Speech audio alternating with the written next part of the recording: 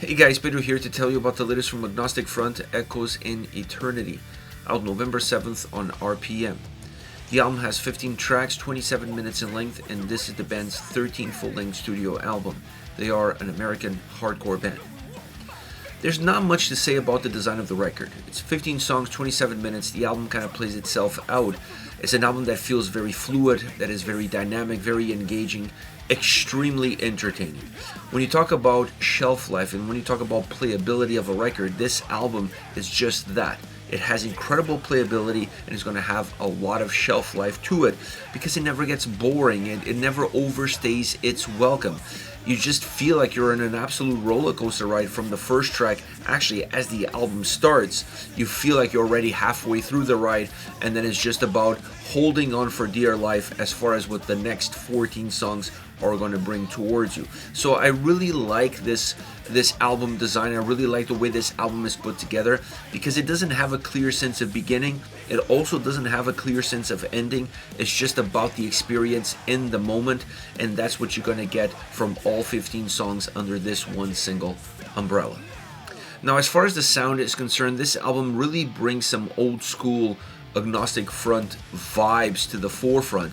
Almost an album that has very deep roots into the origins of the band and how the band sounded at that period of time, just with more modern production behind it, which obviously enhances the way the album comes across and definitely enhances the overall quality of the experience and also the quality of the individual songs. It's an album that feels hardcore at times, feels punk at times, it feels a little bit like crossover thrash metal at times. It has all of the DNA of the band spread out across 15 songs. Some songs offering a little bit more of one, some songs offering a little bit more of the other, but everything you're going to get on this record is really a well depicted image of what Agnostic Front has been able to build across 12 previous albums. With more emphasis, like I said, on the origins of the band. It feels more like a throwback record at times, but with that more modern production, it brings it right back into 2025 and allows the album quality to be extremely high. If you go back and you listen to some of the earlier records from Agnostic Front, they were very raw in terms of the emotion that they had, the lyrical content, the sound, but also from a production standpoint. I think you can keep that raw vibe, that raw energy, that anger and being hungry about what you want to do, and they definitely kept those energies alive and well on this record, but by increasing the production, you're just able to elevate the overall quality of the sound and therefore the overall quality of the record a lot more. It's a lot harder to sell an old school style sounding album these days, and you have to appeal not just to the fan base, but you also have to appeal to a much broader audience. This record with this production definitely does that, appealing to a newer fan base, to a more modern fan base, but still keeping all of the traditional elements of the band alive and well. And those traditional elements are definitely focused on the guitar sound. I love the guitars on this record. Amazing sound, amazing power, amazing riffs, incredibly groovy, very live experience as far as the guitars are concerned. And I think that's something that could be said about everything on this record. While the production modernizes the sound of Agnostic Front on this record, the album still has that live edge and that live experience coming across, not extremely raw. So it's an album that the guitars definitely play an important role in bringing that live experience into the forefront, and this album is very groovy, very easy to listen to, and once again you can pay your respects to the way the guitars sound and for that sort of experience, because they're definitely the ones driving it.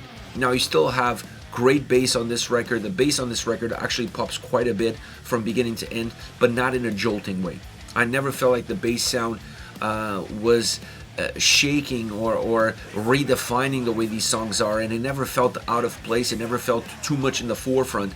It just has a nice pattern throughout, where when you need the bass to really come through and everything else to drop, that's exactly what's going to happen. When you need the bass to be a little bit better mixed into the overall elements, that's exactly what's going to happen. But allowing the bass to creep out of the linearity of the sound once in a while definitely helps with the overall grooviness of the record, but it also helps with that live experience that the sound has.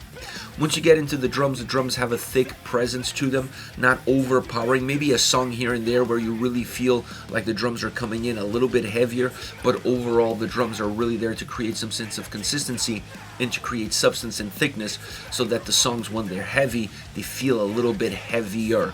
Not necessarily because of how the drums impact the sound, but more so how they perform behind the guitars and how they push the guitars into that forefront, giving them a more well-defined pedestal to then rock from that point on with a heavier guitar riff, with a heavier guitar sound. So the drums play a very important role in how the sound feels so robust and how the sound feels so thick, so consistent, but never on this album do you really feel like the drums are overshadowing the other elements, either be the guitars or the bass. So it's an album that from a production standpoint not only has that modern touch to it, it has the ability to really give each and every single element its own space to breathe, its own space to grow, to develop, and still bringing them all together to create a very cohesive sound experience. Once you get into the vocals, Roger is vintage. He sounds phenomenal on this record.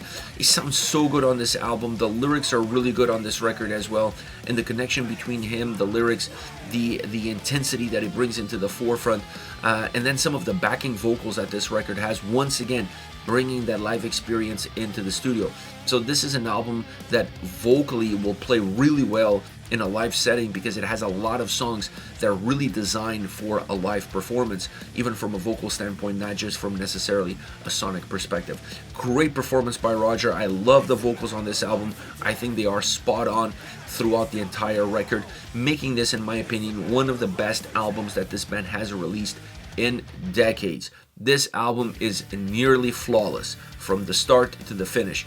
The only thing I would have liked to see is a little bit more of a defined intro to start off the record, and then a more defined outro to close off the record. This album doesn't really have that. Like I said earlier, it feels like it starts in the middle and it kind of ends very abruptly. So not having a defined sense of middle, beginning and end, it hurts a little bit, the record, but the quality of the album is undeniable, and that's why I say this is one of my favorite records by the band in the last couple of decades. Now, as far as favorite songs are concerned, I want to start off with Sunday Matinee. This is a pure punk rock song at its core. Super catchy, super bouncy, offering a more lighter experience as far as the vibes are concerned. For sure bringing those punk influences into the forefront, something that's part of the band, but on this song dropping a little bit of the hardcore to the side, allowing the track to be more natural punk rock.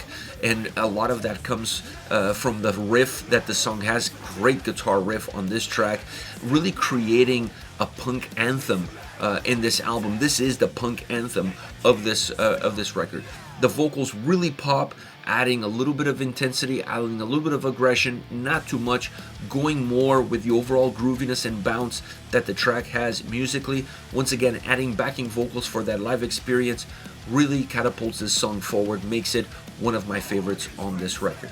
Another one of my favorites is Shots Fired, another super catchy song, both musically and vocally. Great riff. The track really becomes defined by the main riff that this song has. It becomes its spinal cord, if you will. It's a super simple song with great delivery, short, with all the right attributes. And when you have a song that's short, has all the right attributes, great vocals, memorable riff, you have a memorable song all around. Once again, the backing vocals bringing in that live experience, which I think it's really important for this record, and it's really important for any Agnostic Front record. So I love that aspect of this album, and I love that aspect within this song. It's a little bit more of a hardcore song, but it still has a lot of punk elements in it. Last but definitely not least, Hell to Pay. This is your more straightforward hardcore track. Heavy, super driven, very demolishing, aggressive, intense, packing a punch on the guitar sound, on the drum sound. The drums sound really, really heavy on this track, perhaps one of the heavier songs drum-wise. The guitars really help to bring that heaviness into the forefront, and then the vocals add intensity to the track, because I felt like the track musically already had a lot of aggression because of the way it moves, the intensity, the fluidity. Aggression is already there, but you needed the vocals to kind of define a little bit more the intensity, because the sound story already had a lot of aggression in it.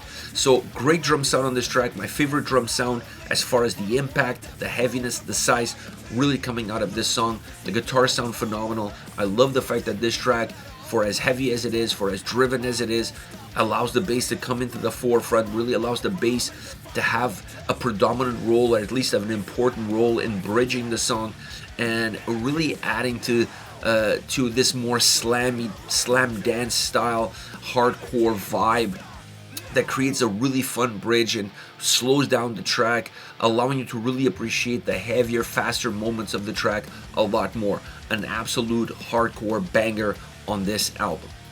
This is it, Agnostic Front with Echoes in Eternity, once again on November 7th on RPM. Hit me up in the comment section, let me know your thoughts.